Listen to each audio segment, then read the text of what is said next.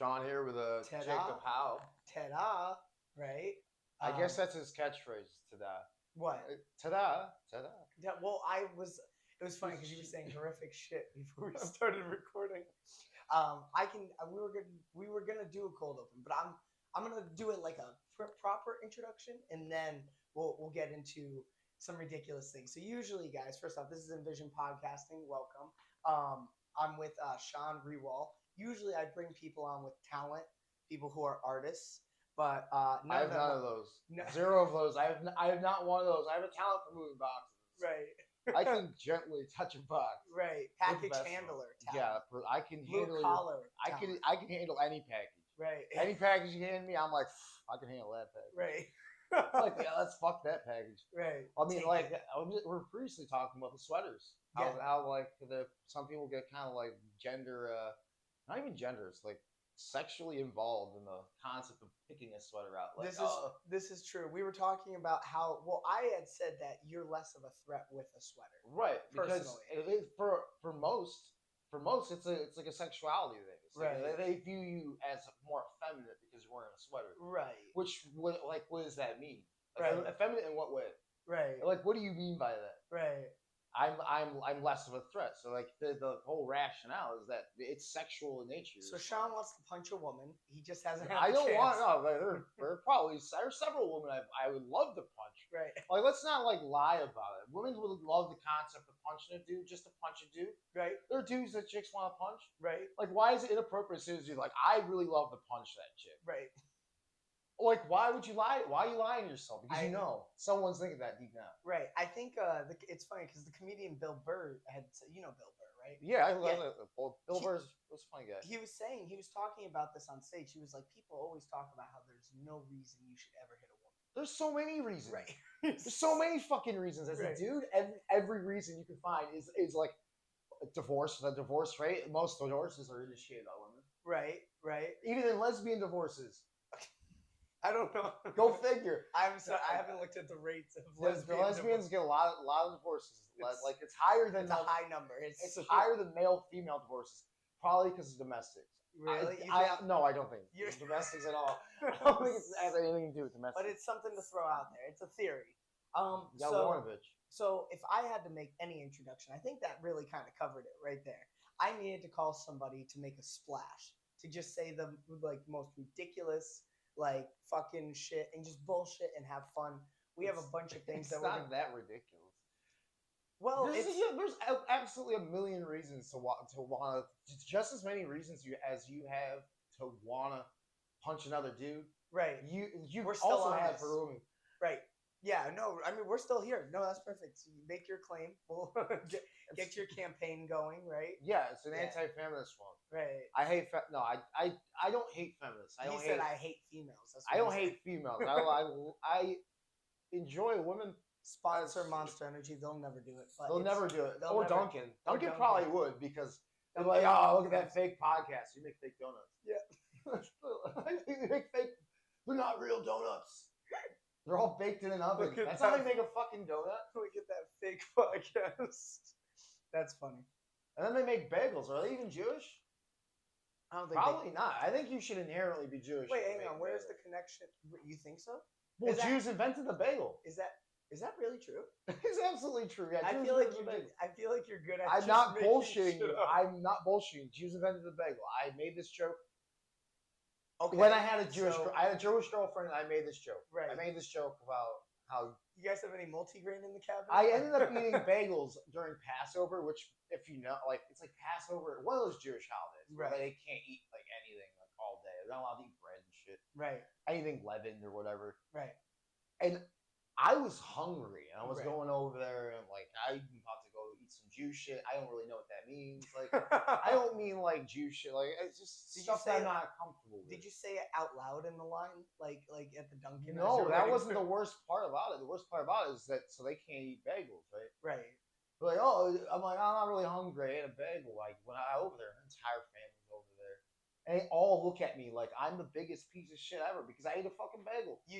I mean, it's not my fault that you guys invented this delicious treat that also gets served on a holiday in which you're not allowed to eat a bagel. Right, right. I didn't plan it. Right. Sorry, I was just adjusting the microphone so that way people can hear. You know what I mean? Because like I can hear the protesters outside already. You know, and so I was trying to. I can tell you how fucking I was in Northampton. Mhm. I was. Yes. For Well, by the way, purpose? Northampton. I want to make this clear. Okay.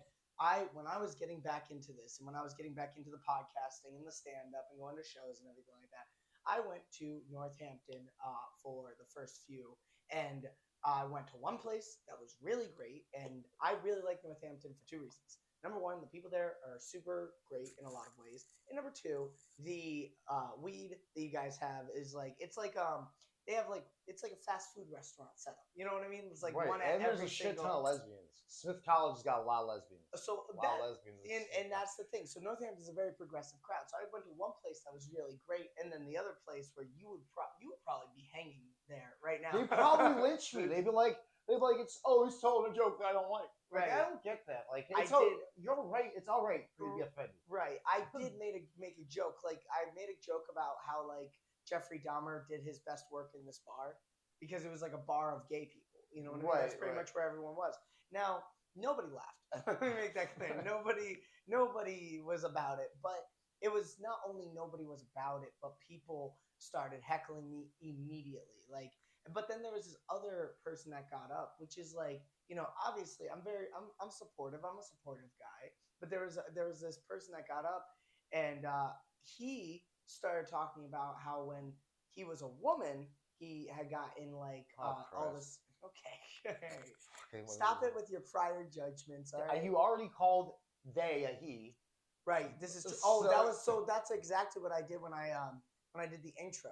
They like the host was like, oh, she, like after I said he, and then everyone was like ha ha ha, and then she was like, I could pick you up, or they were like, I can pick you up, and like I'm very strong, and the crowd was like whoa, and I'm thinking in my head, and this was before my set, I'm thinking in my head, I'm like, this is not gonna go well. Oh, there are absolutely ways like you can make jokes off of that. You can be Right. like, hey baby, you can pick me up later, but Right. I gotta go tell some terrible jokes I'm gonna be lynched for. I don't I don't know. I'd be in jail, and I think you'd have to post my bail.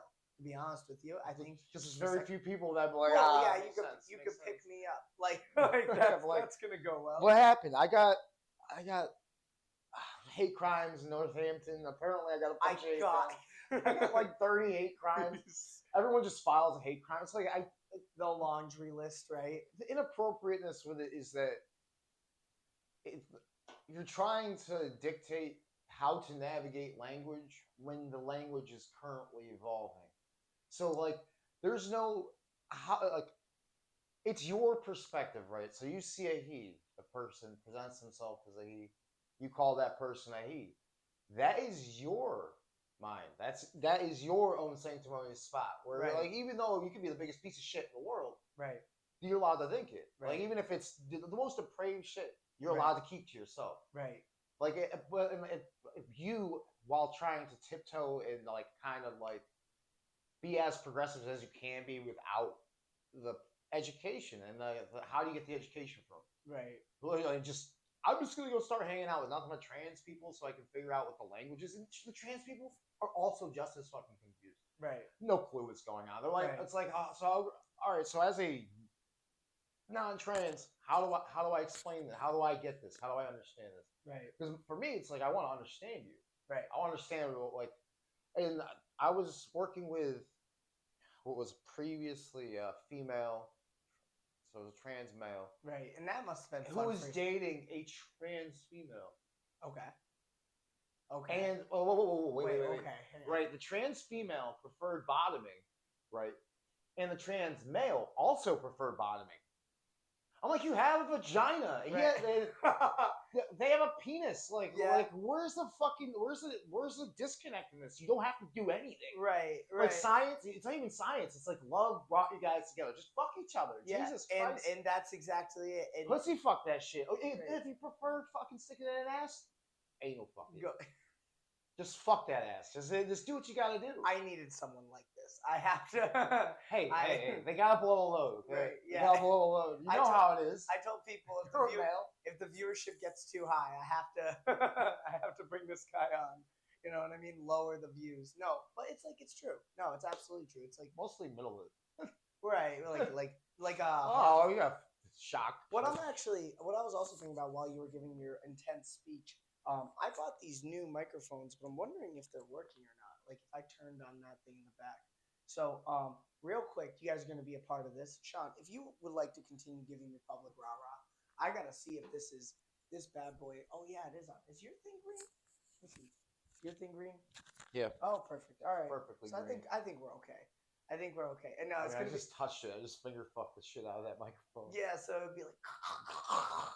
It's like gagging. But people would look at that and listen to that and be like, I prefer that. It's a tiny microphone. It's just like me. So I'm glad that Sean gave a speech. I think that for you, what you had said about transgender people and what I was talking about with the transgender community in general in Northampton or anywhere else. Comedy. Really. What? The Dahmer joke. Yeah, I had to know what Dahmer was. The Dahmer joke. John Wayne Gacy would have been better. Yeah, okay. I think. I chose Dahmer because he was gay. I just wasn't. Well, John Wayne Gacy was gay too. He was a community man, but he had a proclivity for boys, so he would kidnap young men, 17 to like 20. I don't think that if I chose John Wayne Gacy over Dahmer, people would have been like, "Whoa!" I mean, maybe. But I was gonna say, as far as like I said, I'm very supportive of transgenders in general. Dude, you can't discriminate. Yeah, well, exactly. I gotta be careful. I mean, Clown love. Right. Sean is just a person who's just gonna come on and just say the most horrific shit. I'm gonna be like, hey, listen, you guys, I still want at least 2 of you to watch, right? So like, I don't want to get canceled or killed, but really, no, honestly, at the end of the day, man, like to try to silence another person just because of the community that you support for lack of awareness, and on top of that too, you have to know where you are. You're at a comedy event. This is an open field. We're here to laugh. We're here to have fun. We're not here to like, you know what I mean? Like he's not giving what he just went on. I mean, that might be really. I probably would have gotten lynched. I don't definitely would have gotten lynched. But he just went on that whole thing right there. It's not like he's here to try to convince you guys of this, and it's not like he's here trying to. It's not my job. Serious. It's not my fucking job. If you guys, and not as in you, the audience, but if people in general who had opposing views to him, like stated your view, all right, that's great, and you guys understand where you are mutually. It's not. I feel like that's what we've lost in comedy in general is like having that like mutual understanding of this is where we're at, and this is like. This is my opinion. This is your opinion. But we're here to have fun. We're here to have a cool, fun environment. We can make fun of each other. Doesn't matter. He just went on this spree of anal fucking and like the different ways in which you can do it. You know what I mean? So stuff like that. Like I mean, I think the thing is that you could hear what I'm saying and take it as like a condemnation of I have no problem. Zero problem. Like I wouldn't want to understand something I had a problem with. Right. What do you mean? Wait. Why would I try like my attempt?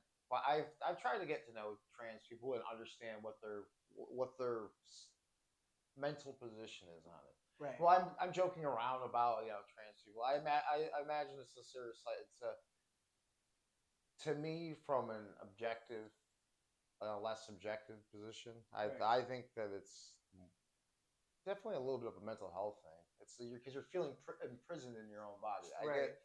If you've done everything, if you've gone through everything to figure out yourself without maiming yourself. Oh. Yeah, go ahead. No. I got to give that Polar sponsorship. Hey, listen, Polar, you guys are a lower budget company than... They're out of Massachusetts. Yeah, really? They're Massachusetts. Read the Bible. Where? Where does it say Massachusetts? I don't think it's going to say Massachusetts anywhere. It says CA refund. It says the company's on it. Worcester, Mass. Worcester, yeah.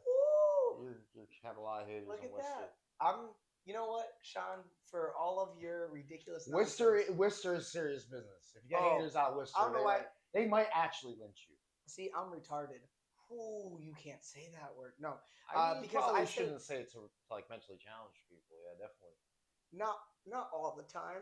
You shouldn't. Like, you shouldn't. Stop it. You can't. So, anyways, I used to say, but luckily I have a little bit of autism, so I'm okay. So, I used to say Worcester all the time, not Woodster. So, you guys make your own determination. You guys tell me what you think, because it's Oh, like trust me, as a kid, I had a huge problem with Worcestershire sauce because it's like it's a mouthful. It's a whole like word that shouldn't be a word. wait, what just Worcestershire sauce Worcestershire sauce? because it's I don't know how they decided Worcestershire. I don't know why they decided the spelling doesn't look like Worcestershire. It's a bitch to say. So what kind of sauce is it? Is it like hot sauce? I don't know. I never used it. Most of the apprehension. So I was as apprehensive. I was I'm like, gonna try to I can't fucking say this sauce. Something- Am I gonna use this? Like A1. Fuck man, Worcestershire. that's like that's a lot of there's a certain word for it that I was thinking of, superstition. That's like, oh well, if I don't I'm not gonna trust. If I don't trust one part of it, I'm not gonna trust the whole thing. No, it's just I don't want to have to explain to someone the sauce that I use. Because Right. I know it's gonna be so hard to say. Or it's like if you hear your buddy go to like McDonald's and he gets sick at that McDonald's, you wouldn't go there. No, I'm probably still doing that. Really? You'd want to see if you're gonna get sick? I mean, I don't really think that. I think the illness is You guys mostly it's mostly created in stress. That most illness is created in stress, Right. and that stress that you put on your own mind ends up affecting the body. The Do you body think- ends up making you sick. Then you sleep, you get all this rest that you've lost. Right. Right. So you think it's a psychological thing? Like, Yeah, I think kind of- getting sick is psychological. I think like okay, I see what you're saying. I feel as if like okay, being ill and being sick is a real thing. I think that people oftentimes try to or not try to, but end up making it worse by like thinking, oh well, this is the worst I've ever felt, and then they kind of get depressed and sad and unhappy. I was actually watching a clip this morning of this is a little bit separate, but it's about the like victims mentality, right? You see a lot of people who complain about the way their lives are, and rather than trying to reorient their lives and try to build up to what they could be, they end up just complaining about what they don't have, you know. And so what do you see that a lot in society now? I think that I'm not getting in trouble for gender.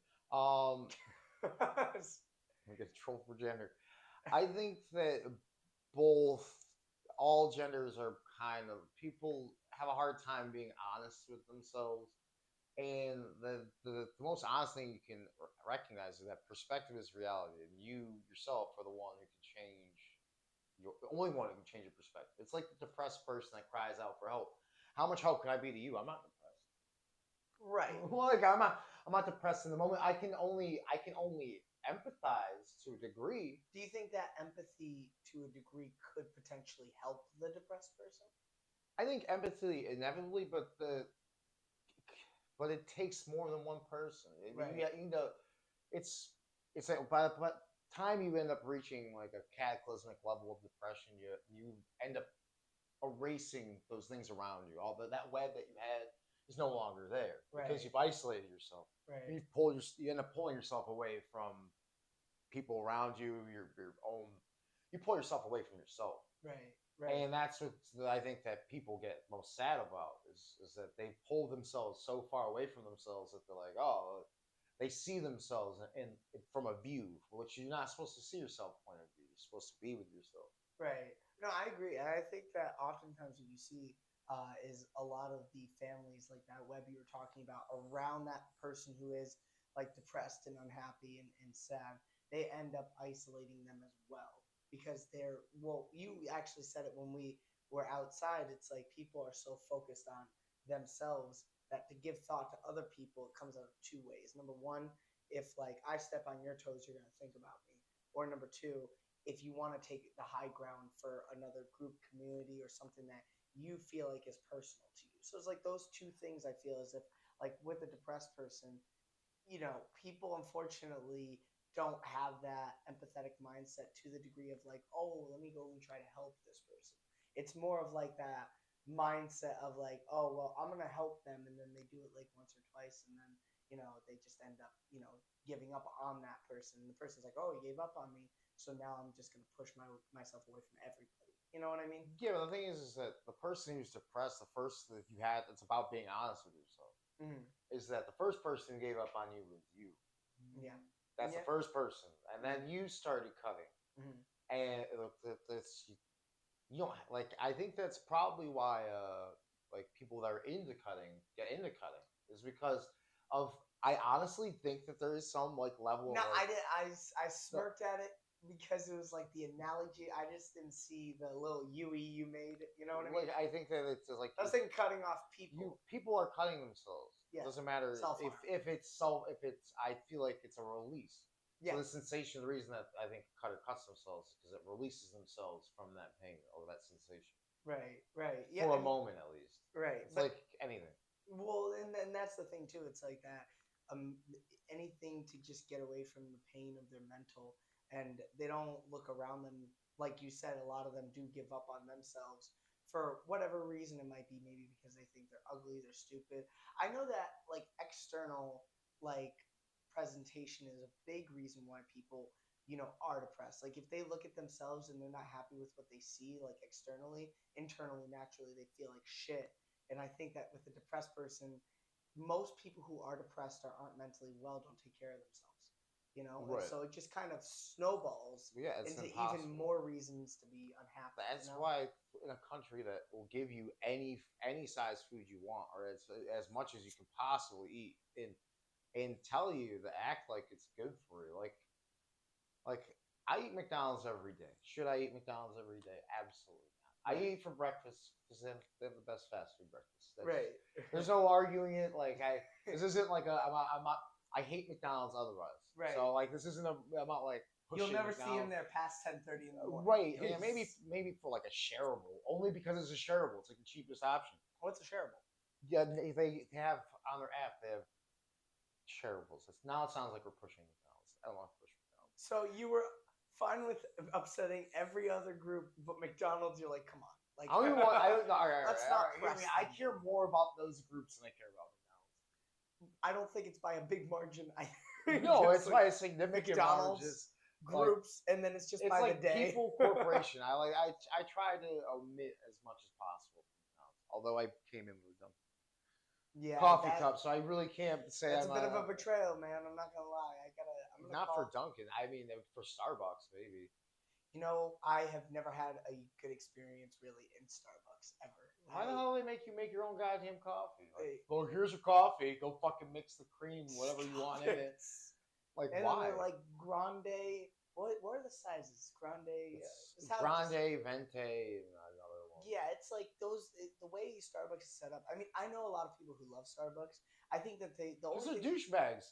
Yeah, they're like most of the people that love Starbucks are upper class douchebags. They're like, get it, check it. Right, you go into a Starbucks, you order just a regular coffee. You go in there, and you're like, I want a venti, which I think is a large. Okay. Right, I want a venti coffee. Here's a cup of coffee, no cream, no sugar, no sweetener. It's not stirred. Right. With a lid. Right. Go over there. And sometimes you don't even do it yourself. Oh, you want the $3? You want the $3 thing? Well, go do it yourself. But no, if I want a $7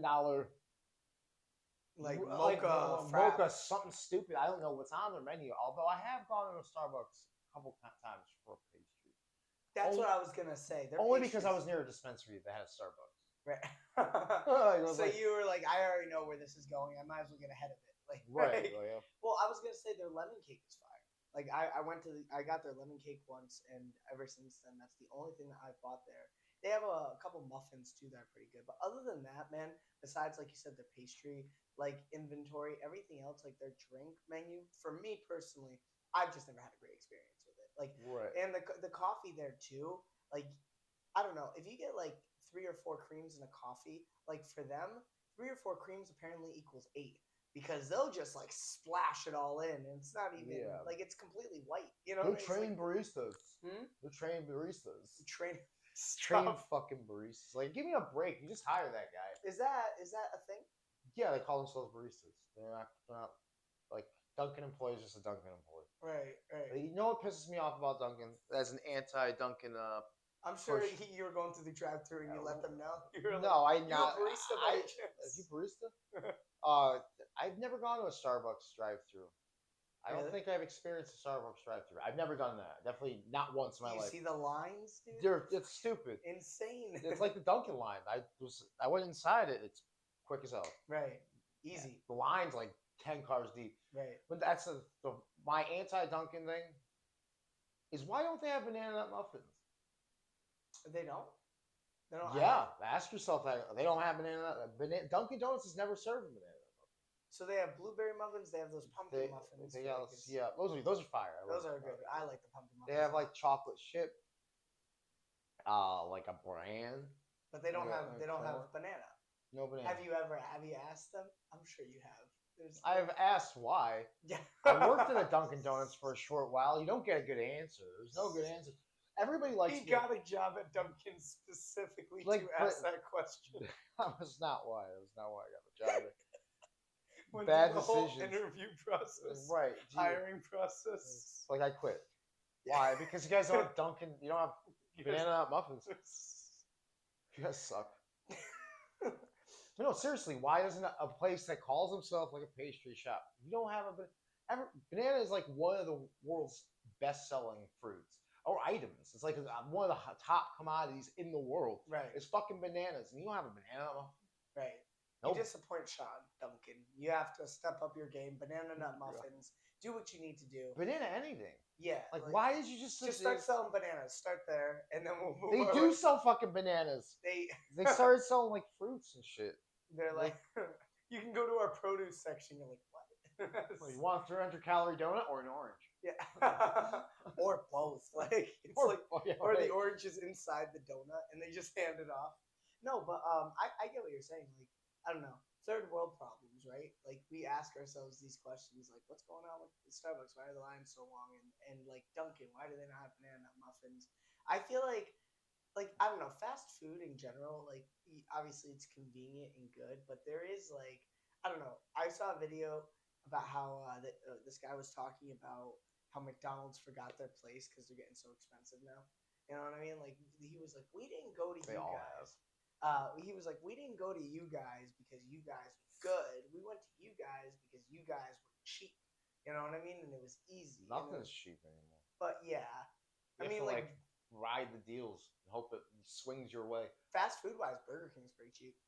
The app though, they've kept themselves pretty. The McDonald's app gets you enough points. It's not like honestly, it's easy. Sean's about to have an orgasm right now. The app is phenomenal. He like slouched down. So many deals. So many deals. For a while, they were selling. If you use the app, you get a $2 breakfast sandwich. Oh really? Yeah, for like 3 months. Those the McGriddles and like the bacon, egg, and cheese, like $4 to $7 like on average, right? Yeah, $2 you can get for $2. That's incredible. Yep. $4 to $7 with a soda. It's like the size of my fist, like the McGriddle. Like it's so small too. And they're like, all right, $4.99, please. It's like, all right, you want to rip me apart like right now? You want to take Sean's like, you want to take my heart out? It's like, after tax. It's like $7. That's crazy. That's way too much, you know. And like a 20 piece is like. I got 2 steak biscuits this morning. I was in heaven. That was in heaven. Yeah. So greasy.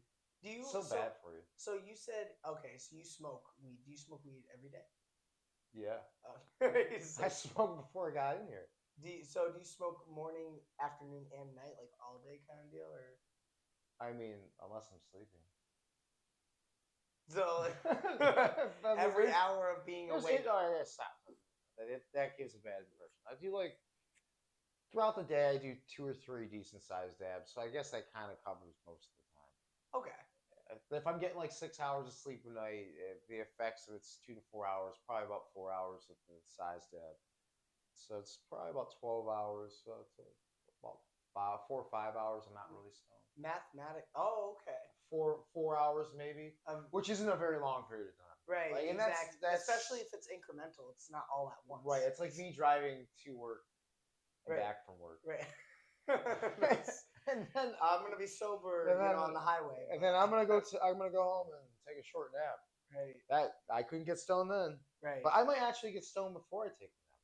I think being like I was actually talking with the last guy about this, about like alcohol, weed, and its effects. No. Nate. I had a film director named Nate on. He was pretty cool. Liam.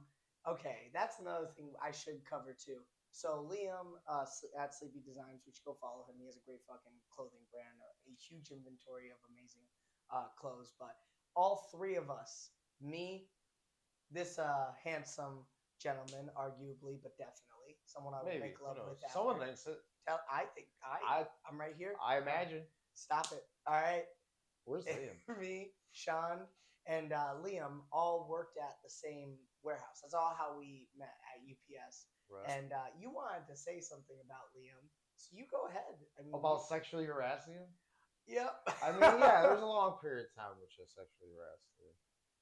Probably the entire time he was a supervisor. Honestly, probably a little bit before he was a supervisor because he still load trucks prior to becoming a supervisor. Yeah, so Liam was while he was doing the while he was actually getting his business. Because he had that beaver hair. He still has that beaver hair. Yep. Still has that beaver He's hair. got. Hey, listen, it's a good look. All right. It works for him. Works for him. Oh, I couldn't rock it. You know. Right. I mean? It works for him. Right. Because there's some people like you can't. It's not like a bowl cut because bowl cut is like obnoxious. Like the hair goes all the way down. I feel like with a bowl cut, it's one of those things where have you ever seen like a bowl cut like the Hitler hairdo where it's like around with that young Aryan boy look?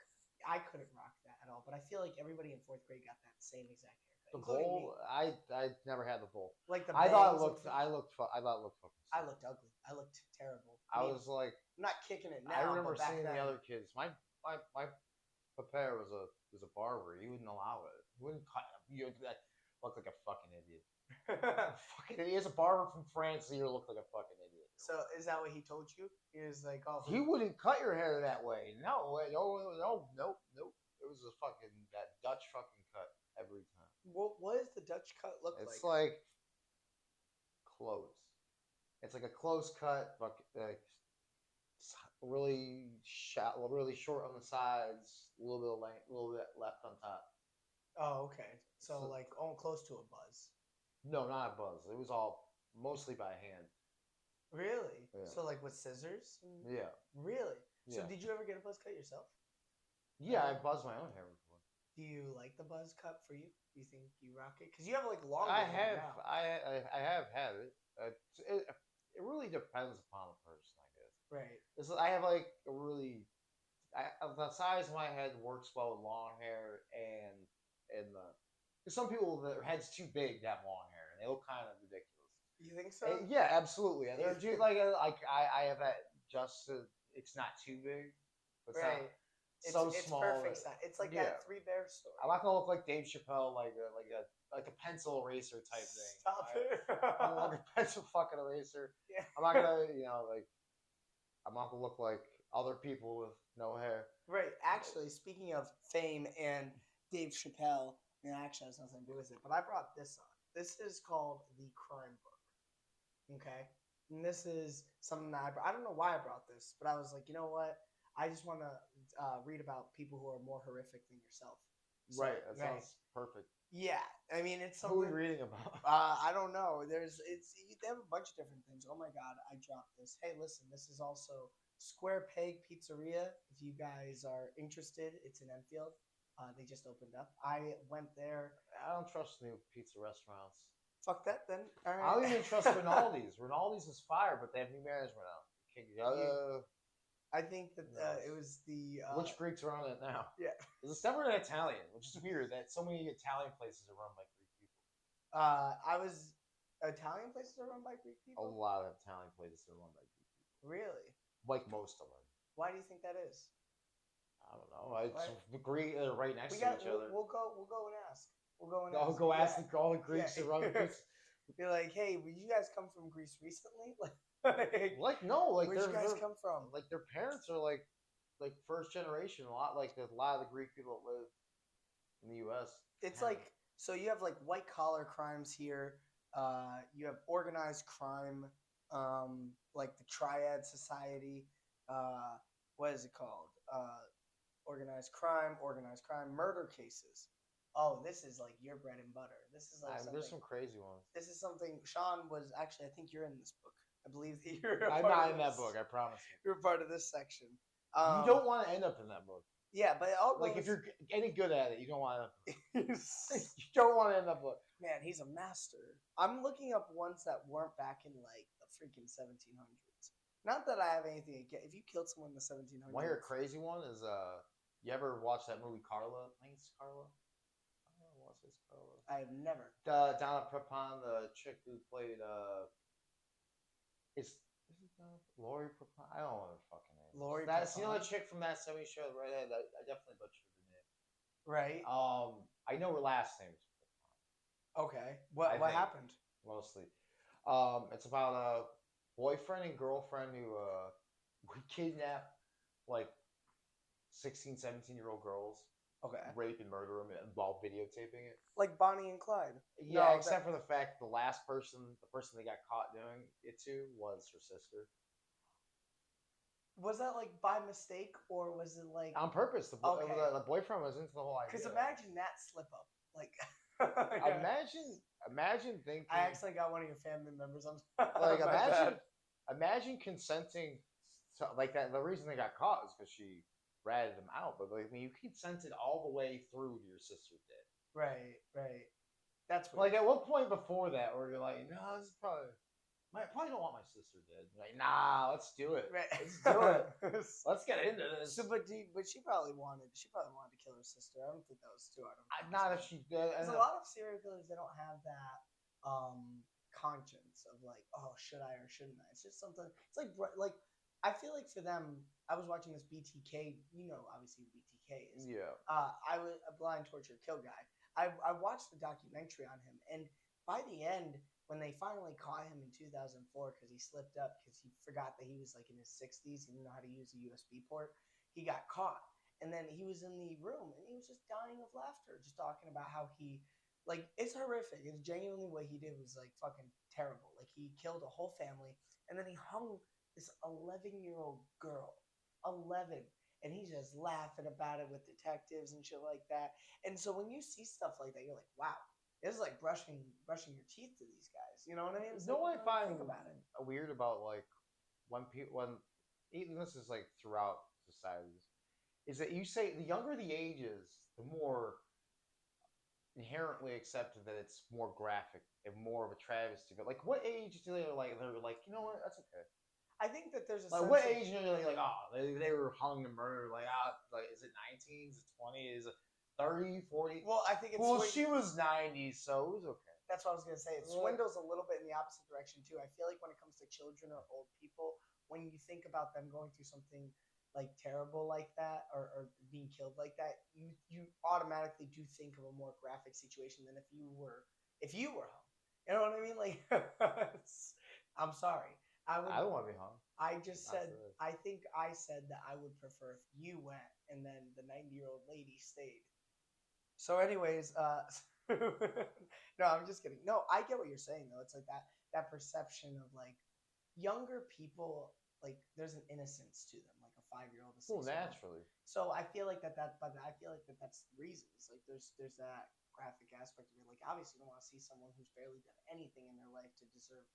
Like what could you do as a 5-year-old to really, you know, like? Yeah, but I mean, like, look at the inverse. He needs to go. Okay, he's been a problem recently. The inverse perspective: 5-year-old thinks he's going to go to heaven. 90-year-old, like, I'm probably not going there. Yeah, I'm probably not going there. Definitely not going there. If there is one of those, I'm not going. You saw how they tried that 8-year-old Nazi? It's like it's nonsense. Just let him die.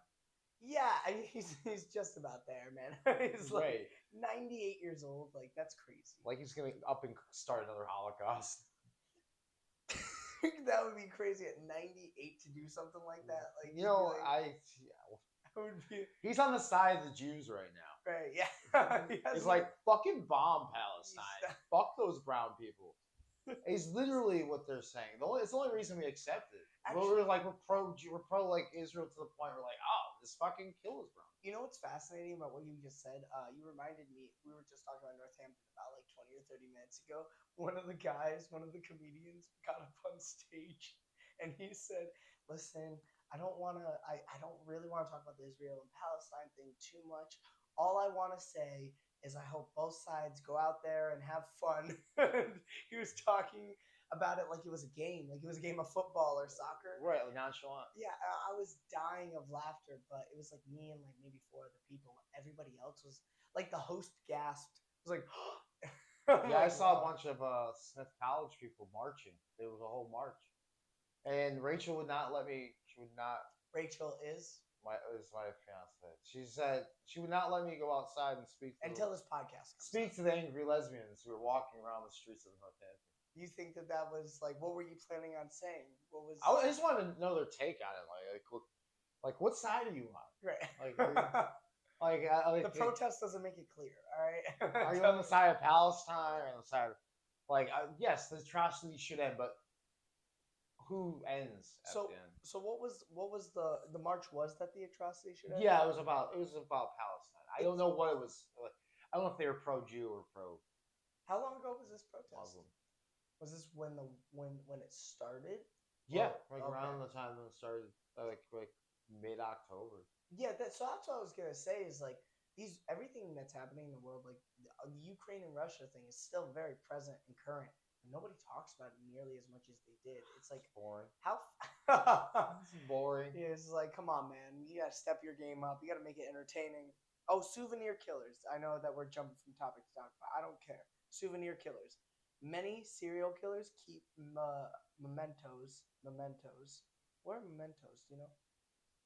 Memento. Yeah. A memento is like a moment, like something that that brings them back to that moment.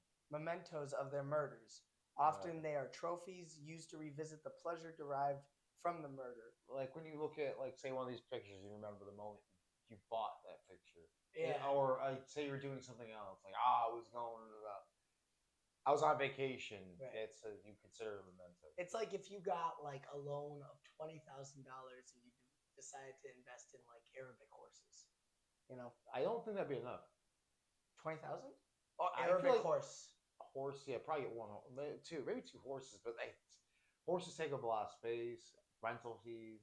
I'm just talking about buying the horses. Then I would just strap them. How are you gonna make money off of them? Just put them outside. You know what I mean? How are you gonna make money off these tag sales? Off these slave horses. Gotta trade them. That'd be so weird to see. Could you imagine you're like driving past the block and you see two horses chained up to like a sign? Right.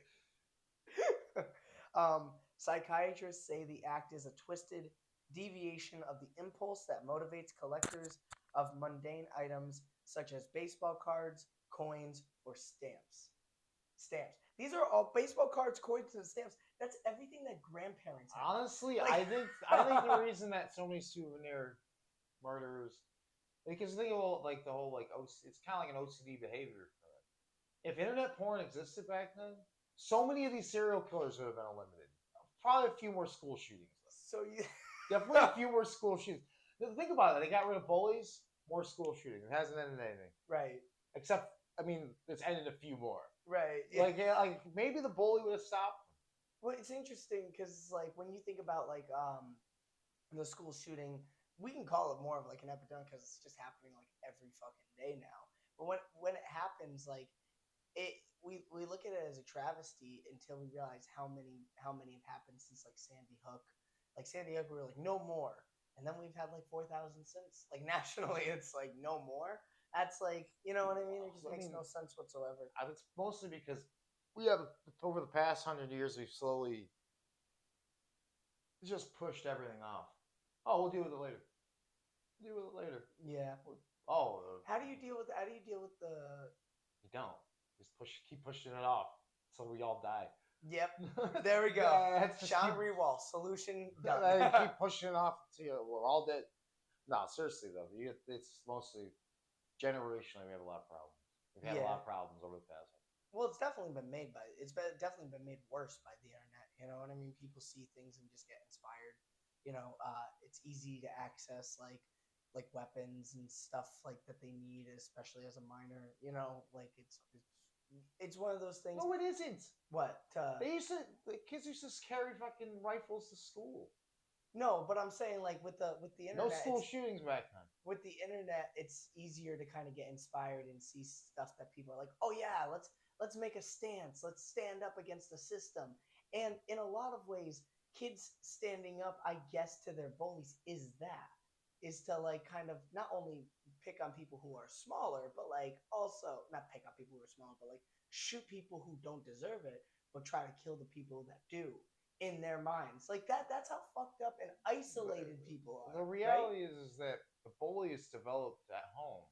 The bully comes from the home. It's rooted in the home. Like the whole nature of bullying. It starts at home, ends up in school. Okay, that's true. Like the mindset that they carry. No, like the whole they where they learn that experience. Everything you learned prior to getting into the education system, right?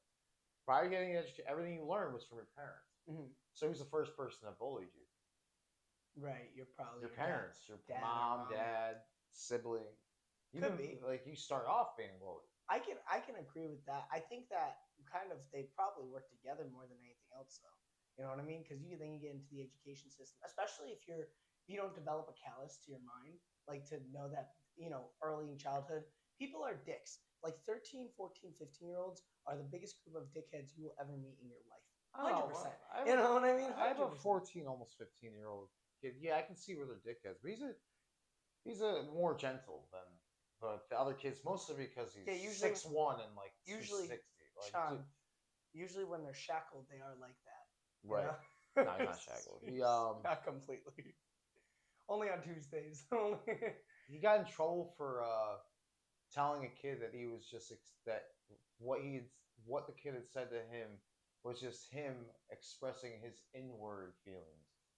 That it was his reflection. He was just reflecting how he felt, and he got a suspension for it For because the kid told my son to go kill himself. He's like, "Go okay. kill yourself," and my son's like, "You're only reflecting how you feel. So he said you're only reflecting how you feel to the kid who said go kill himself. Go kill yourself." But why would he get suspended for that? Um, I don't entirely know. He didn't know why either. What did The principal didn't have a good excuse. His other kid got upset and ran out of the room because the kid who told him to go kill himself was offended. So they had to call the kid that was offended, and my son got suspended. Wait a minute. I wish that didn't rhyme. Wait a minute. Like, all right, you're an asshole. No, you're out. Like, Right, what right. the fuck? My son's like, why? Right. Like, I got in trouble for telling a kid that. Well, because you use like. I brought up the true crime book. This is the true crime book. What the hell? Like, That's nonsense. It's almost as bad as that Enfield pizza shit like last year or the year before. I've been having pizza. No, not Enfield pizza. One of the school systems was talking about sexual preference by way of saying everyone has their own sexual preferences and however everyone should be accepted, but they use the representation of a pizza. And then the idiots out of Enfield were like, "Oh, that's a pedophile reference." It's like, probably could be. I mean, What the brand of the pizza? no. The pizza was like sex. What are you talking about? Yet they were educating 7th or 8th graders on like about sex through pizza. About sexual orientation and like gender affiliation through pizza. That everyone has their own preference. Everybody likes their own type of pizza, and everybody has their own place on it with said pizza. Okay. Okay. I'm trying to figure out how a seventh because even when I was in 7th or 8th grade, I still had a conscience. It wasn't like I was gonna watch a pizza demo and be like, that makes so much sense. No, you know what I mean? It's like for kids that are questioning their sexuality. You know what? Like the up until like 12, 13, I didn't think about sex. Really, I mean, I thought at the beginning, ideas like that's hard to believe. I feel like no, you came out 12, of the womb 12, 13, ready to ram the nurse, like no, take shit over. No, I was gonna say like the pizza that used to be in Enfield. That pizza, it was funny. I'm not talking about Enfield pizza. No. But I'm saying the pizza that they used to sell at our schools was called Big Daddy's Pizza. That's even weirder. I'm telling you. That's even weirder. How strange is that? Yeah, a bunch of 7th, 8th graders. They were trying to represent sexual affiliation and orientation through pizza. That's what I would do. That's what I should come in my pizza costume. Makes absolute sense. I should get ready. I should help you. I could help you, I could help your son. Right. He once got in trouble for got in trouble in 2nd grade for writing a check for $1 million for nuclear bombs. They said that it wasn't funny. He thought it was funny. He thought it was the funniest fucking thing. But no, they were teaching kids how to write checks in 2nd grade. But they ended up calling my ex-wife. They're like, "Hey, your son is writing checks for nuclear bombs in class," and he also got in trouble for because there was some scene in like a movie they were watching where these like two dudes kiss. He's like, well, that's good. And the teacher's like, well, your son said some sensitive stuff. What? The teacher's like, well, there was a scene where like two dudes kissed and he said that was gay. And my ex-wife's like, well, is he wrong? Right. Like, like technically technically it is gay. but why do you think that like our culture is so sensitive in that way? Like generally, like genuinely, like why do you think that we've built up the stigma we have? Like the internet certainly is probably a big reason why. The internet, you didn't need the internet to develop the Karen. You didn't need to know. You just need the internet to amplify it. Amplify it. You just need the Karen to know that there was a support group out there, right, full of other Karen. Right, and then That like, do Karen things. They're like, I'm Karen. Let's do Karen stuff. Right. I imagine there's got to Let's be. go to Starbucks. There's got to be a nice Karen. Yeah, Riz. Let's go yell at the black guy. Right. Let's find a minority to harass. Right. Yeah. Do you live here? Do you live around here? This is my house. Can you prove it? Right. Can you prove it? I want to speak to the manager. This is my house. And then the Republican comes through and is like, yeah, you know, I think that I want to buy this property. Well, why? Why do you want to buy the property? Is it because minorities live in there? Like, do you want to own them? Is that what you're trying to... Like, I get what you're saying. There's a Karen for everything. There's a Karen for every group. They'll attack anyone. Like, Karens love minorities because it's an easy target group. People they love to target or they love to protect? Because I've often seen... No, they love the target. They're not doing it out of like will to protect other people. Otherwise, other people would be doing it. No. What I mean more of is like it's their way of kind of justifying their behavior and standing up to the big system. You know what I mean? No. Because what you just said, minority, which means there are less in the sense of like power. You know what I mean? No, I mean Karens target minorities. Really? You think so? Absolutely. Okay. Have you watched like most of the Karen videos? It's like literally an angry white lady, usually yelling at a minority or a male. Or I've seen some of them like that, but a lot of the stuff that I've seen have been like towards like companies or like was that like McDonald's. Like you see a lot of Karens even just for that, like the kind of GMOs that are in the food. It's like just don't eat it. You know what I mean? Just don't eat it if you don't like it, because it's not like one. Do you watch South Park? I have. I watched episodes, yeah. I watched that episode where there was a cop that was pretending to be a female and he was catching pimps and he was like giving them head. How many episodes of South Park have you watched? You gotta watch South Park. Maybe like 10 total, like completely. There's like 20 seasons. I am aware of that, but I was a Family Guy guy. I was a Family Guy dude. Much more into Family Guy. I love Family Guy just because it looked more like Seth MacFarlane. And less like Matt and Trey Parker. You know, I think that with Seth MacFarlane's comedy, it's just it's like this episode. It's just random shit put together. And that's what I liked about Family Guy. Like out of nowhere, like in Family Guy when the chicken would come in and they just start fighting for no reason. And then they would like fall into like an airport. It was just the most fucking I don't know. It was a fun setup. And that's what I liked about Family Guy.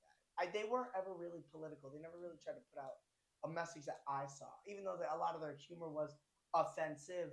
With South Park, it was just more of like, let's just see how far we can go. And they're a bunch of third graders. But I love that. They're in third grade. Think about that. Like most people don't imagine. They don't think of Stan and Kenny and the likes of them and Cartman as like in college. They don't view them as third graders. Right. They view them as like adults. They're their own like mental point of frame. Right. But when you like actually look at it, like there's a bunch of third graders. Right. Could you imagine if it was a bunch of third graders? Could you imagine if you caught a class that bad? You would probably. I mean, nowadays I'd probably start filming. You know what I mean? Right. Like start like seeing like what they say and then be like, and then I would get famous off of posting the real life South Park. You know what I mean? That would be my first idea. But if you're like a teacher, oh dear, like you just hear about like, oh yeah, what was it? Carm's mom just got fucked. Like they just like early in the morning, like 8 o'clock, and like I don't know. I think that all those shows, I just always found South Park as more of like the pushing to the edge. Not that I had anything against that, but I was more of like, I guess growing up and watching Family Guy, I just kind of grew up more around it, and I like the characters more. I thought it was funny, like. Just at random points, like there was a time when Lois in Family Guy, she was watching 9/11, and this kind of was a flashback because Brian told Peter, "Oh, you didn't even know what 9/11 was until 2004."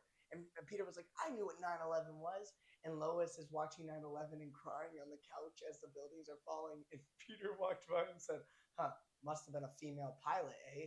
And he just walked away, and it's like stupid With shit. how like emotional people are about like 9/11 now, nobody was that emotional about that. We watched it. They literally. I was in 8th grade when the 9/11 happened. Did they like roll like a box TV in? Or... Everyone had a TV. Everyone was watching the towers go down. Think about it. You took a bunch of like 10 to 12, 13-year olds. Like, you know what? These kids got to watch these fucking towers. Right. Never forget, you little fucks. Right. Trauma. Here's trauma. Right. So did they? Is that what they did in your class? They all of them, not just my class, like all my brother's classes. Like I don't know if they did it with the elementary school students, but I know like junior high and high school, all of us watched it. Why do you think that was like to make you publicly aware of what was happening, or do you think that was like kind of? Like, I don't know why they did it. Why? I'm not entirely sure. Like, there's not really a good reason for it. Right. It's like most people when atrocities happen, they're not like just put this. Like we're not watching African starve on our like cable, right? Or whatever streaming services. Like nobody wants to watch that. Nobody wants to watch like a group of people die. Right. Like, oh, where's the AIDS channel? Right. Let's watch AIDS. Yeah, let's go to the Hallmark channel. Let's see. For AIDS, which is AIDS. Would AIDS be on the? No, it'd be on the AIDS channel, duh. No, AIDS would be on It's just a 24-hour loop. Be on the Discovery Channel. It's a 24-hour loop if someone slowly dies. Stop. It's a 24-hour loop. You're stupid. Day in the life. Stop it. 24 hours. It's a fucking You keep up with like a live stream. It's a live stream of them dying. That's horrific. I don't know. They get a house, dude, like Big Brother. And you don't have to worry about them catching AIDS. They already have AIDS. Stop it. They already have AIDS. Imagine they brought that in. They're like, we're going to sit here until 3 when the bell rings and watch this man on TV. He's lying in a hospital bed. It's like, what the fuck are we watching right now? Nah, I don't know. Schools were weird. I remember schools used to have those fucking, remember in math, they used to have that fucking, like, yellow, like, old setup where they put like the paper with the laminated paper in front, and they'd start writing with the fucking dry erase marker, and like to do math and shit like that. Columbine was another one of those things where we all watched it. We all watched it on TV. I don't think it was like 5th grade. It happened in 5th grade, right? Right. All right. So one day, I watched news coverage. All right. So within one day, right? Within one day, it goes from we're roughhousing, we're allowed to hit each other, I'm gonna fucking kill you, you're a fucking piece. You can say whatever the hell you want. Anything. I remember a teacher at the time saying, "Oh, this is slow restriction of your ability to speak as people," which I didn't really realize at the time. But yeah, we absolutely you could turn to another kid like, "I'm gonna kill you," and it was the teacher didn't listen to it. Right. It was like whatever, and then like within like Sean's being like a bunch of people, a couple kids shoot up a school. They're like the next day, you're suspended. You're being investigated. Like like weird. It was like a complete flip. Right. And they made us watch it on TV. Right. It's like, and this is why kind of deal. But it's like one of those things too, where why would they push it to be like, not like, I don't want to say advertised, but would they say, oh, you're gonna make a kid like this? Would that be their reason? Because it's like, I remember I was in 3rd grade, and this was back in like 2010. So it was, I think at that point you were like 40. So I was like, no. Columbine was 2001. No, I think it was a little earlier. I think it was the 90s. Oh yeah, I remember 99. Eminem had the lyric for "Standing all in line, AK-47 revolver at 9." What are you talking about? Wait, what do you mean? You know that Eminem song where it says AK-47 revolver at 9? No, I didn't even know that you Standing all in line. I didn't know that he was starting to rap. Got an AK-47 revolver at 9. No, what's the song called? I forgot the name of the song. Okay, so But it got censored though. So the FCC ended up censoring it. Eminem, speaking of, getting off that school shooting topic real quick, Eminem is like, I loved him so much just because he would just say the most horrific shit. Like I remember I was listening to a song a few days ago. It was released in 2001. He was talking about how he would give his own mom a brother for him, and I'm like, what the fuck? But it's fun. It's fun to listen to because it's like back then. But he doesn't care now. It's not like any of them really do. Like a lot of the older hip hop artists or artists in general, they don't care about what they say, and there shouldn't be a reason to. And I think that's the general message of this podcast. It's like bullshit. Have fun. Be present. You know what I mean? Art mediums are aspects of people. You know what I mean? It's an aspect. It's a medium. It's not meant to be taken so literally that it silences the character that or the individual who created it. Yeah. Like it shouldn't put locks on someone. Oh, you created this art medium. Right. Do you find that often being the case where people do like create like an art medium like rappers nowadays, even though they don't care, they push towards topics that are more favored almost like okay, you want to be that guy.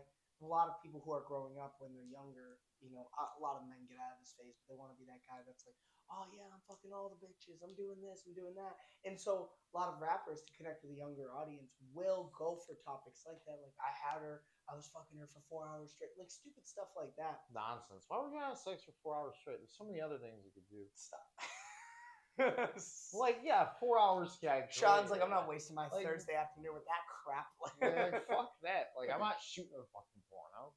Like, what is this? Why do I need to? Why, Jacob, can I borrow one of your cameras, Rachel? Like, I gotta have like a chafing down there. Her and I can't walk for the next fucking week. Like, what's the point in that? And they're rappers. They're gonna be talking about how big their shit is. Right. Boy, oh yeah. She's definitely 4 hours straight. Your 10-inch cock. Speaking. Bro, drop the engine out of She your was car done after like 15 minutes. Stop. The last 3 hours and 45 minutes were rape.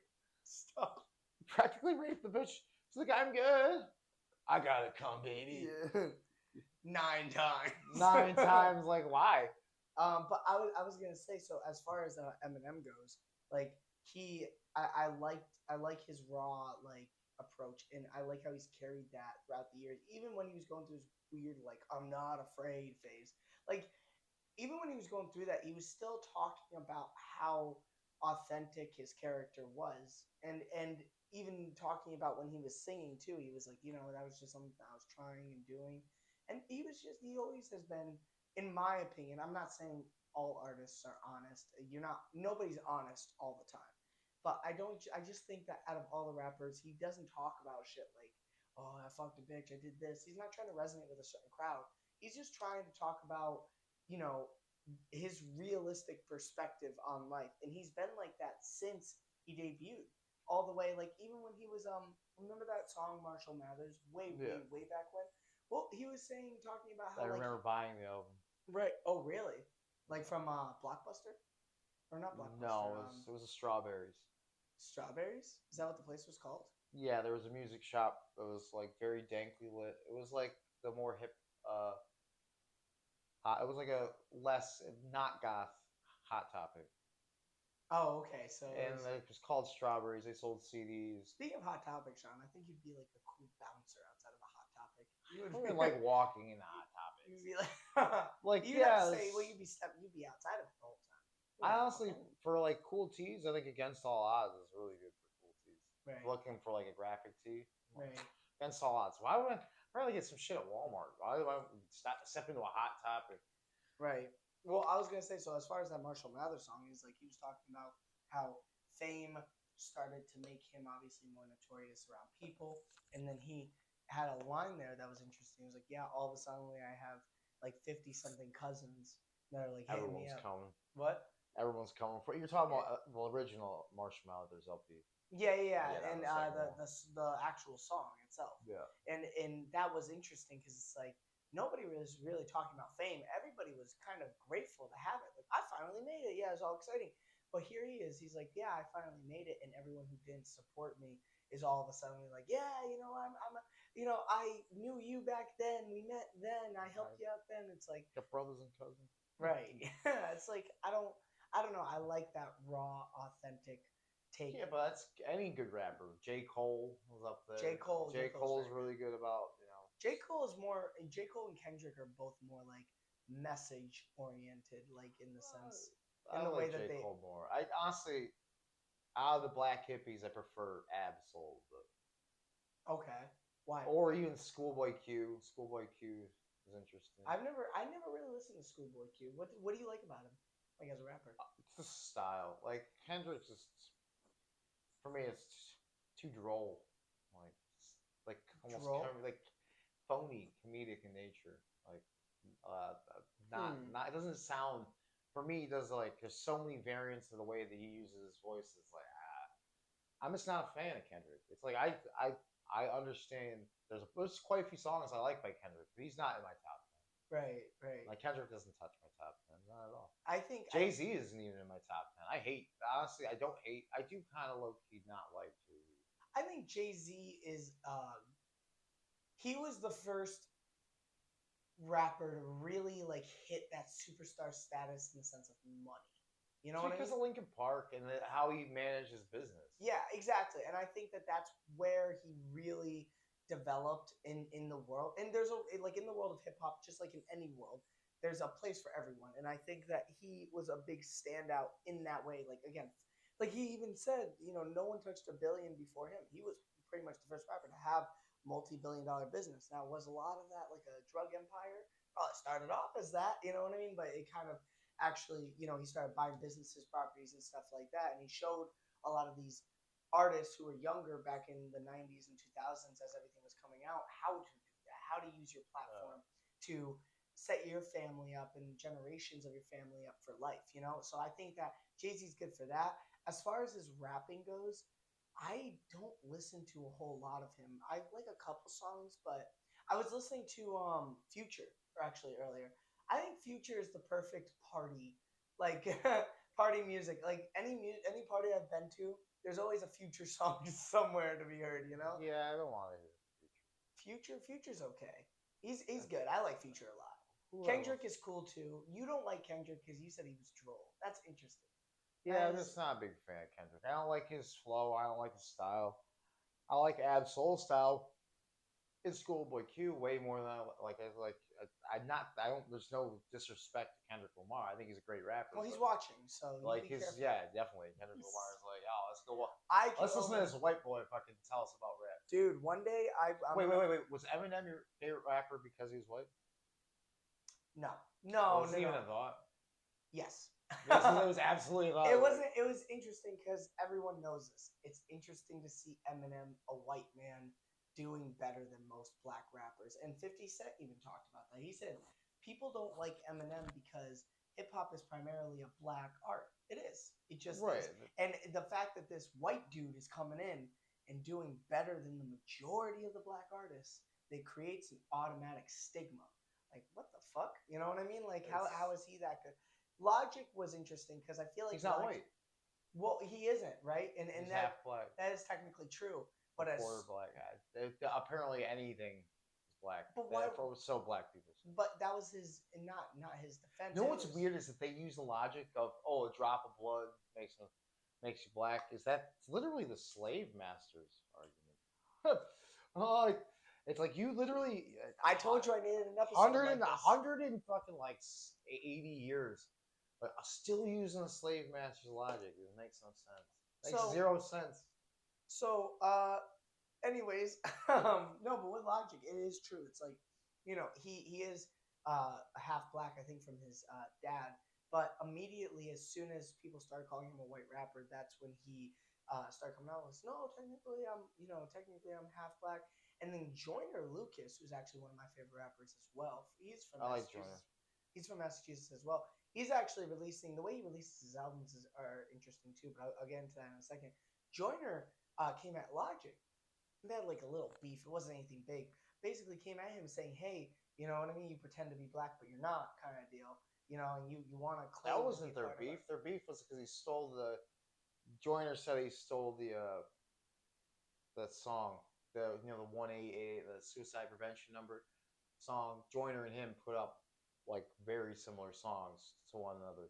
I think around that was the a same part. time. I think that was Tory Lanez you're thinking of. No, it's just Okay, maybe that was a part of it, but I do remember an interview in which he did say, well, he pretends to be black. He's saying he's half black. He might be, but we see a white guy on the outside. So why make the defense that you're black and trying to be a part of this community? Hey man, you can identify as black if you want. I identify as trans everything. Yeah, I can imagine. You wake up toaster. You offended me, and you can't. Right, yeah. And you can't come at oh no way. You can't there's nothing that bothers you, Sean. I mean, there's probably things that bother me. Well, I'm sure internally, but it's never shown. Constipation. Definitely. I hate constipation. It's not the worst. Something that's not self-imposed. That's I mean, there are things that bother me that are not self-imposed. I'm sure, but you don't make it as known. You don't have that victim's mentality of like, oh my god, it bothers me. It's Sean, your mentality has always been and will always be, how the fuck am I going to handle this situation? 100%. I've worked with you. I know Sean as a person. Sean on this podcast comes off as one of the most controversial, ridiculous people on the planet, and that's why I love having him on. But I know him as an individual, and on an individual basis, he's a very true, genuine, and honest person. And I'm not saying that on camera. I genuinely mean that. Yeah. You know, you have a way of being able to just handle situations. You don't bitch too much. You're not complaining about it. You know, it is what it is.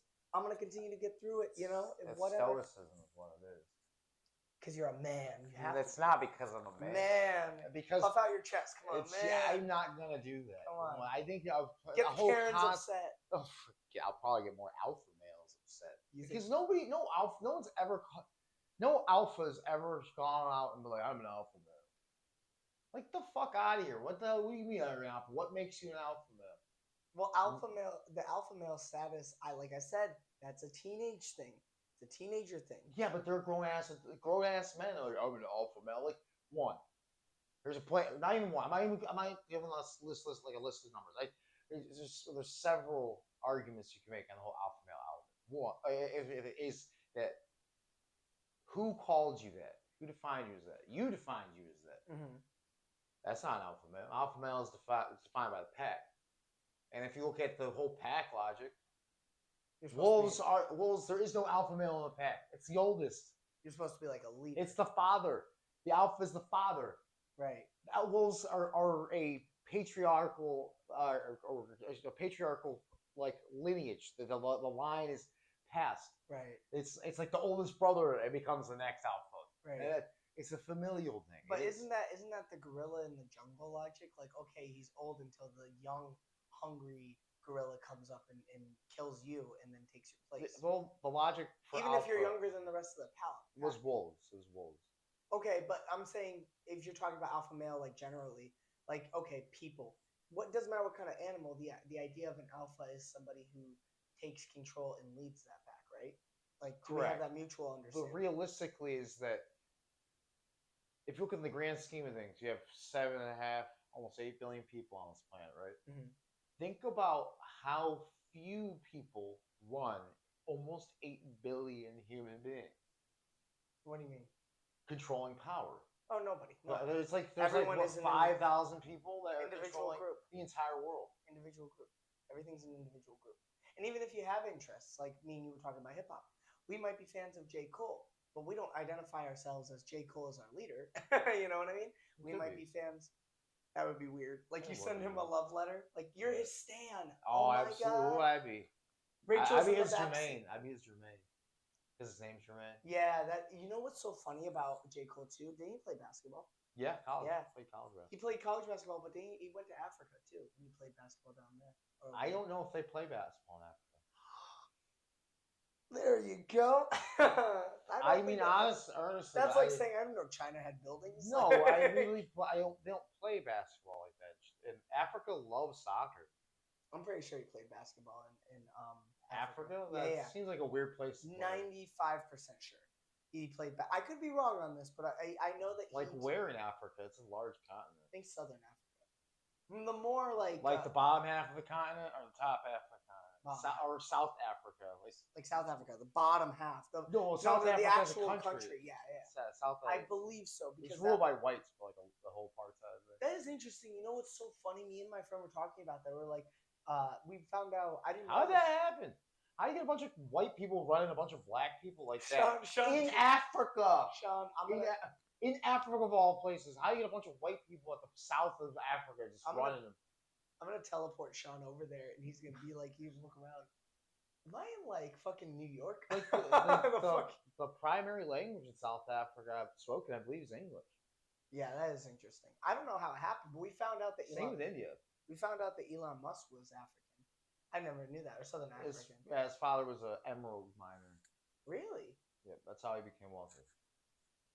So did he start off with a loan, like in the same way Trump kind of did? I think it was kind of inherited. That's what I was saying, because like it was funny because like Trump, like Donald Trump, you take a guy like that guy is like wild.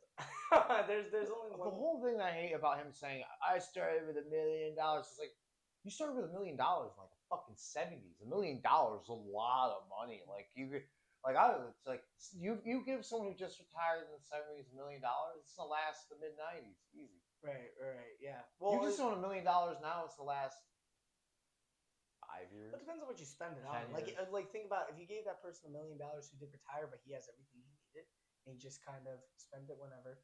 Groceries, gas, car here and there. Look at the cost of a house. It's like what, $500,000 for $400,000 for like some shit box in a decent town. My grandfather spent I think he was talking about the house that he bought. He spent like 80 grand on it, or 70 or 80, right? But that same cost of the property now is more like 450 to 5, which is incredible. That is so fucking, because that's like a 30-year difference. It was in the 80s compared to today, 40-year difference. It's like, how does it get that fucking high? Like 450 to 5. Constantly raising. Inflation. Now, the housing crisis of 2008, I know that's a weird thing to bring up. There's still a housing crisis. There is, but like, what was that? Because I don't know much about that. Do you know? The housing crisis is because they were giving... my encyclopedia. They were giving these like insane backloaded fucking mortgages to people that couldn't afford the mortgages. Okay. And then they didn't pay them. So that literally, so a bunch of banks, they got in trouble for predatory lending. Predatory lending, what is that? It's where you. All right, let's say you may. Look, do you think you could buy a house right now?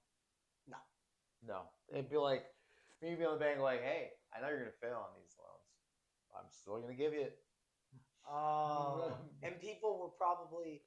So it's like the more rope you give someone, you're just giving them more rope to hang themselves. Right. Okay, so and that's what the banks knew. So what would that? But they're giving out more money than they're receiving. What would they do in the end? What would they be able to do in the end? Like have a banking crisis. Okay. That's why the government bailed out the banks. I see. The banks made really bad decisions. They lost a shit ton of money, and now the U.S. citizen. But I'm wondering if banks knew about that. Like they never even had to pay it back. I don't think they had to pay it back. That's incredible.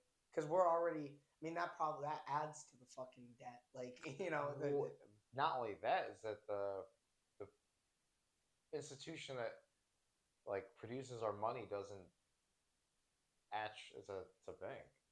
It's not run, but the government doesn't own it. Well, it was that same kind of idea with the Silicon. I think it was Silicon Valley Bank that shut down a year and a half ago. You remember that, right? Yeah, but with the dude with the curly hair and the weird looking chick that they joke around about getting smashed out by everyone. Yeah. Yeah, getting run through. Just getting run through by all the fucking. What was it? So like, if you have like $100 grand in your bank account, the bank only keeps maybe like 20% of it. So like 20 grand, so to speak, right? That's around like in cash. The FDIC, the bank doesn't. Most banks actually carry most of the cash. Right, that's what I mean. So that's why I said the $100 grand thing is an example. It's like if you have $100,000 in your bank account and you went and you're like, I like to pull out all of it. They're like, all right, cool. Wait this amount of time for us to figure out where the fuck we're gonna get that. Well, they know where they're gonna get it from. Right, it's a long transaction. But the Silicon Valley thing, was that due to like what was that due to? Do you know why people? Because they weren't investing it. They were pulling money that didn't pulling basically the consumer's money out. They were laundering. Okay. Embezzling. Okay. And they were taking money from the company and putting it somewhere else. Do you know where that other place was? I don't work If at the courthouse. if I don't Sean work at the courthouse. Somebody knows it. and That's they just ran out of that safety net to cover, and they had couldn't to pay it declare back. bankruptcy, right? Yeah, but at the loss of the consumer, which isn't supposed to happen. Right. Well, I know that the one thing I do know, and the reason why I'm asking you these questions is because I don't know, and you're a fucking encyclopedia when it comes to pretty much fucking everything. You know, little small facts that tell me that right in the middle, Fuller's from Woodchester or Worcester. Woodster. Worcester. Yeah. What the fuck? Yeah, it's a dumb name. What? It's a dumb name for. It's impossible because the way it's spelled doesn't. Yeah. Encourage No. you to say it the way it's supposed to. Well, I'm not a big Massachusetts guy either, so I was saying Worcester for the longest time. People were like, "What is he talking about?" They're like, don't you mean Woodster? But I was gonna say, as far as like credit unions go, I know that because they're federally backed, like they have all of your money, not up to 250K of it. All credit unions are the finances are provided by the union of like the people that have funds there. That's Okay. how a credit union works. Okay. Is that everybody's a contributor. There's rules and stipulations for how it can be defined as a credit union. Right. There's typically there's restrictions on how to get access, like 360. You have to work for Pratt or another company, and all the funds are contributed by the bankers that go to that bank. Got you. So in that case, like it wouldn't only provide 250K of your money, because I know that was the biggest problem with the Silicon Valley incident. Is like if you had 500,000 at the loss of the consumer, you would lose 250 grand and only have half of it given back to you. Mostly because it was moved. I don't know. It wasn't like.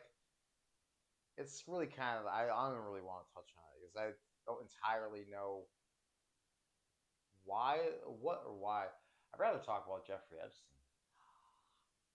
Go for it. Oh yeah, you saw how Hawking was. Stephen Hawking. That's crazy, dude. Like I had such an idolization for Stephen Hawking up to the point that I found out he's either into midgets or minors who look like midgets. Right, or both. Or both. Or right? both. You're like, how you even navigate that? Like, logistics that for me. Like, okay, what was going on? Like, how did he? He doesn't move. Let me ask you a question. Do you think everybody that went onto Epstein's island? This is like a crazy thing to ask. But do you think that everybody that went onto Epstein's island was specifically there to molest a person? You know what I mean? Or to I have my doubts. Like, the thing is that the guy was a world-renowned investor. People were going to Epstein for financial advice, not just for. The dude has a fucking island, like right? Yeah, he's an island. That representation right there. You're like, yeah, I'm gonna want to talk about some money. What cartoon did you ever hear of where they go to an island and the person there was good? This is true. Never, almost never. It's never this like is true. Like you get to Jurassic Park, like, oh, this professor's really good, and then you're like, fuck, there's dinosaurs follow me everywhere. Right. Like, I almost got eaten like 5 times. Right. And then we made like 8 more movies that were terrible. Not all of them. I thought the newer ones, like Chris Pratt. I have a lot of problems with those films, and I'll tell you why. Is it Chris Pratt? Well, no, Chris Pratt's cool. It's like it was just the same movie. It was the same movie, just like with bigger monsters. It reminded me of Pacific Rim.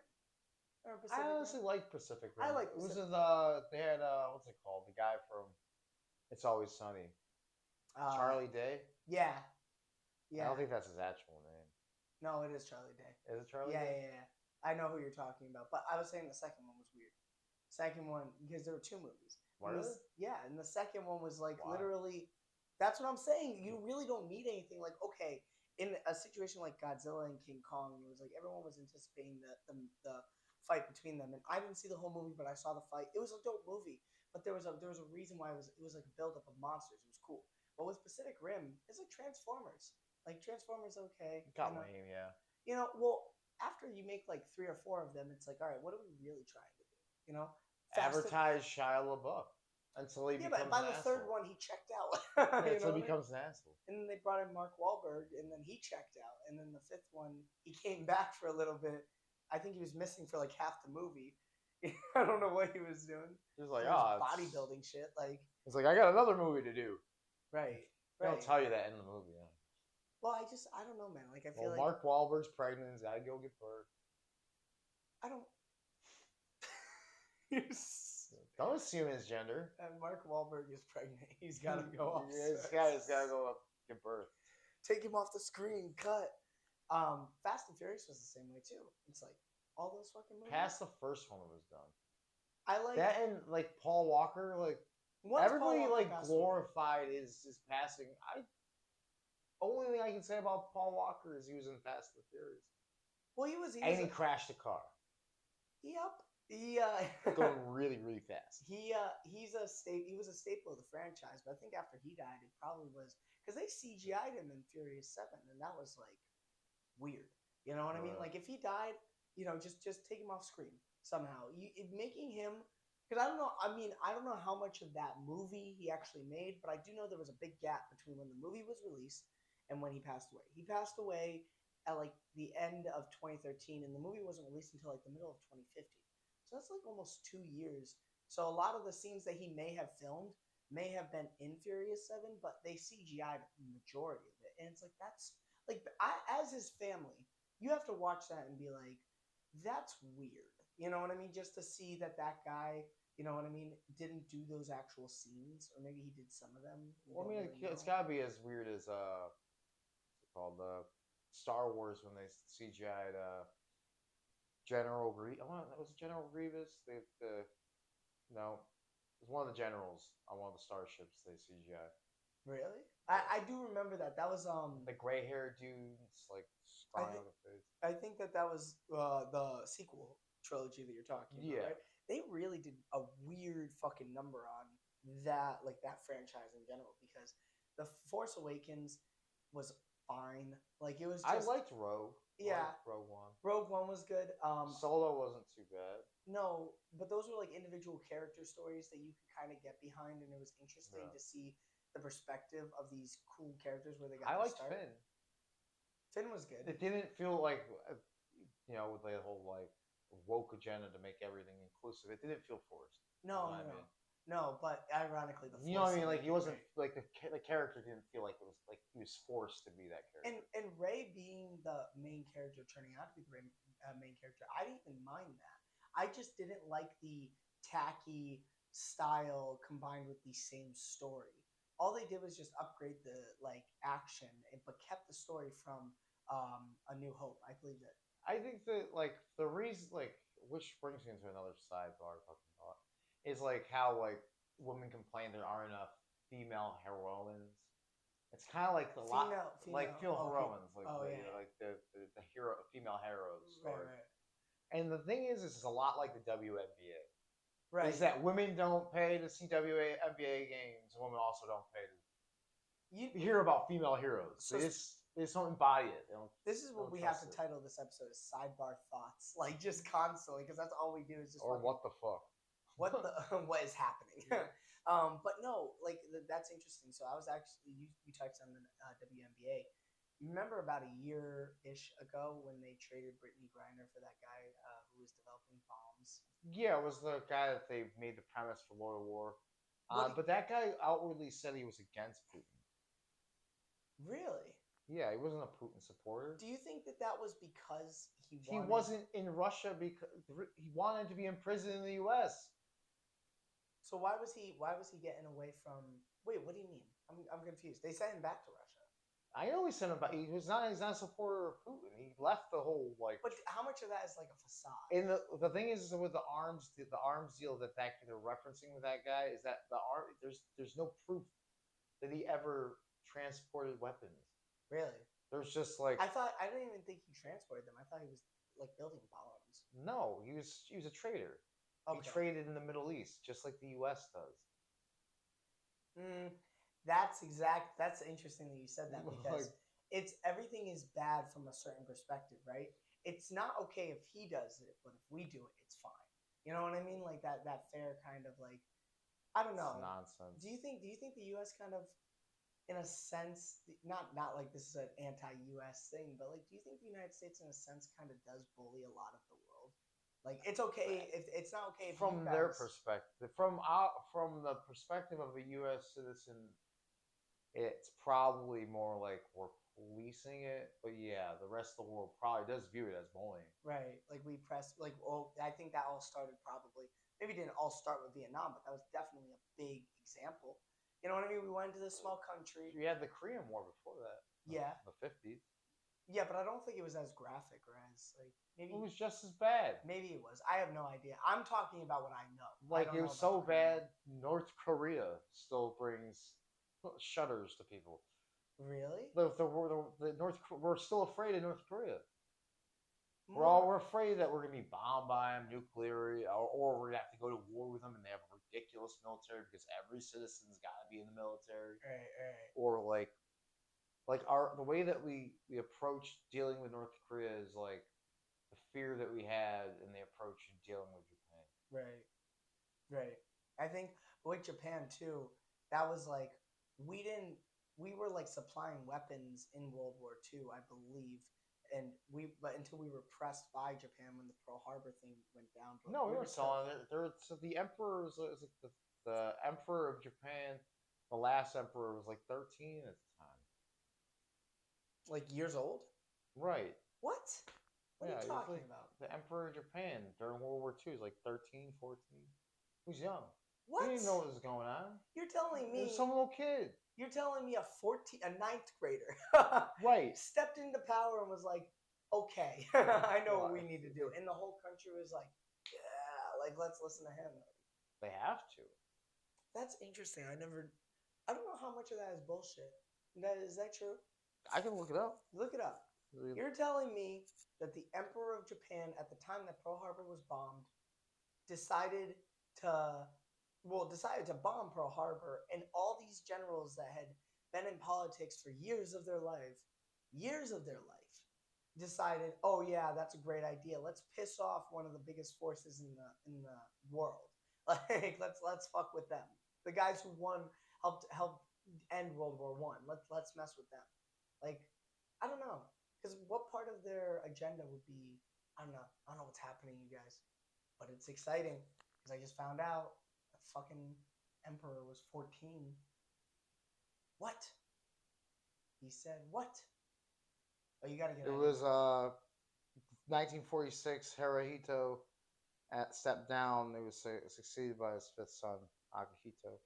Okay, so Hirohito, it wasn't 14 when the whole thing happened, but his son took over after World War II. No, he was 13. 13 when that whole thing happened? Akihito, his son. So so during World War II, the father ends up renouncing his hold to the throne, and his 13-year-old son. Yeah, but that was in 1946. Yeah, Pearl Harbor was bombed in 41. It was 5 years before. So I think it was... Pearl Harbor was later than that. No, I don't think so. Yes, World War II was like 44, 45 to like 47, 48. No, it was 39 to 45. I only remember dates. I'm only good with time. Everything else, the details are all mixed, you guys. Natural liar, whatever you want to call it, you know. Yeah, late 39 to early 41, and based upon this nonsense, only 2 years. It was a short duration of time. No. The World War II ended in 45. 1945, yeah. Because Hitler shot himself in his bunker in like June or some shit like that. And then in August they dropped the first bomb, and at the end of August they dropped the second. 6 years in 1 day, just killing shit. Well, that's really all it takes, especially with did you ever watch that Oppenheimer? I haven't watched this. 3 hours. Me neither, but I've heard it's very, very interesting. It's supposed to be very good, yeah. What's his name? Cillian Murphy, I believe, the guy who played him. Apparently, he had it was on this incredible diet regimen where it was basically like he would chew gum, smoke cigarettes, and have I don't know, a can of tuna a day or something like that. He was eating incredibly low for 60 days straight. Yeah. Because he had to get very, very, very, very skinny to be the guy. Do you think that kind of commitment to acting is too far, or do you think it's why? A good thing? I mean, do you look at you haven't watched The Whale? No. Whales, Brendan Fraser. As you know, Brendan Fraser, since his comeback, has lost weight, and he plays a morbidly obese guy. Because you have 2 lines of thinking. You could always just digitally add the weight to him, right? Or use fat suits and whatnot so you can play the role, and then call him out for not using an actual obese person because active communities filled with obese people, Right. and or someone like that lose a bunch of weight, and then people cast it again as a negative shadow for portraying it too close to the actual character that they Right. wanted. Nobody's gonna be happy. There's no like Jared Leto and ended up. No one said anything about when he did Dallas Buyers Club. He was eating like a cucumber a day Oh, really? to get down to like 110, 115 pounds. I couldn't imagine because you would have to take a lot of sleeping medication. Number one, to just be able to fall asleep without being uncomfortably hungry. You know what I Right. mean? And on top of that, too, your day you're just slow, sluggish all day. Can't really have conversation. All you're focusing on is the lines, the acting, the stress that you feel. You can't cope with it by eating or having the energy to eat. You know what I mean? Or having the energy to do anything. Or like Scarlett Johansson, where instead of the flip side of losing, she gained a shit ton of weight. Really? For what role? was that the role? I forget what role that was. I don't. She wore sweatpants in it, and even though she gained a bunch of weight, I still think Scarlett Johansson looked good. Right, right. Right, like, At the beginning of the she would movie, have got a role, thick or not. at the beginning of the movie, he was like, "Okay, not bad. We'll see. We'll see how it goes. We'll see how it goes." The only reason I'm watching it is because of her. I know Christian Bale was like that too. Mechanic, Yeah. machinist, or whatever. No, yeah, I was actually just thinking about that. Machinist. And then right after he did Batman Begins, Yep. so I think he was like 150 in the Machinist or 140, and then he had to put on like 60 additional pounds for the Batman role, and to just have that kind of commitment because the movie Machinist came out in like 2003, and then Batman Begins came out in 2005. So during that period, you're thinking about not eating, and then you go to eating so much and putting on the additional 60 pounds. I think long term though, body wise, it's a lot of stuff you see in boxing, MMA. Like that's kind of the same thing. All that weight cutting, it does take a serious effect on your body long term. You know, by the time you're like 35, 40. I guess there's a toll to some. We're capable as a species to handle not eating. Yeah. We're better at dealing with starvation than we are with overflux, overfeeding. And right, because the overflux that we've had has only been for like maybe the last 80 years ish. Not even. Like past 40 years. Past 40 years, 50 years, access to food. Yeah. Prior to the 60s, you didn't have drive-through. 60s, 70s, there's no real drive-through. True. And now you can just go order DoorDash whenever you can. Whenever. They'll bring it to you. Yeah. Like that is absolutely true. And I think that evolutionary thing, like you said, it's just more of a mental thing than anything else. It's a problem. The access to food, the access to bad foods and the lack of access to good foods. Well, that's by the margin of expense too. You know what I mean? Like healthy foods are just generally way more expensive. They're dumb expensive. Yeah. Like you get the better meat, right? Like if you get a better hamburger, you can go $25, $50, $1 more per pound. Right. Just based upon the percentage of fat. Right. To lean meat. Right. Yeah, absolutely. And that's why a lot of people they'll go to McDonald's and be like, fuck it, I'll just buy 2 hamburgers for like $3, you know? Yeah, it's easy. And just get that instead. I mean, for the most part, like the nutritional value, you're gonna meet most of the metrics you need to meet throughout a day eating McDonald's. You're gonna meet the metrics. Not good. You're also gonna have a shit ton of saturated fat. I think you'll just be alive. You're not gonna die. You're not starving. Right. Well, it depends on how much you eat. Obviously it's not quality meat, but at the same time, it's inexpensive. And with people who have families and need to take care of their families, prioritize that over like, oh, well, how are we gonna eat healthy? And I think that having I was talking to my buddy about this actually earlier, like having fruit markets and stuff like that, that's a big thing for a lot of people that people go to because they save a lot of money there. You know what I mean? Going to like fruit markets, buying inexpensive fruit whereas if you went to your Stop and Shop or you went to your freaking that's why I actually like Aldi's. Aldi's is probably one of the best places. Everything's like $5 or less. I like Aldi's for that reason because people are like, oh, it's cheap. No, it's reasonably priced. There's a difference between being cheap and reasonably priced. Like you can go to cheap compared to everywhere else. Yeah. Yeah, but outside like Walmart. I feel like cheap has that. Yeah, Walmart. Walmart is like my main spot. Yeah, Walmart's cheap. Yeah. Like cheap. Yeah. But I don't mind it. Like it's like if you're living in today's economy, especially with like people, at least in the state of Connecticut, like where we are, it's like $15 is minimum wage. It's like I think after. it went up.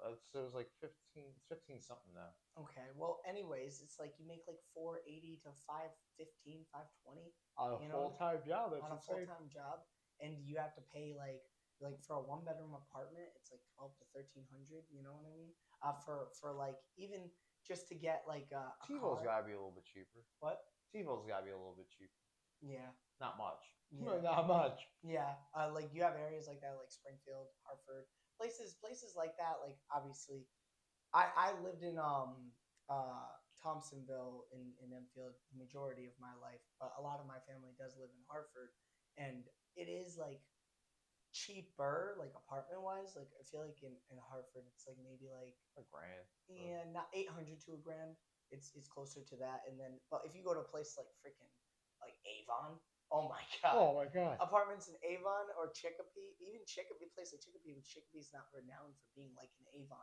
You're looking at like 1,200 starting for a one bedroom, and you're only making $5 a week on top of what you have to buy for food, gas. You have to pay loans, mortgage, or not mortgage. I'm sorry, credit card stuff like that. If you have a car payment, insurance, Yeah, it's like it's an expensive time. So. anything. So that's why you got to be present and have fun and enjoy. Right, do shit. And that is why I needed to bring Sean on, because I needed to throw you like Sean. You're like a boomerang, but nobody wants you back.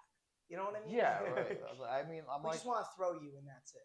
Which I don't know why boomerangs are like that, because with a boomerang it actually doesn't come back. yeah. That is interesting, right? Like, Every time I've tried throwing a boomerang a couple times. oh, I know.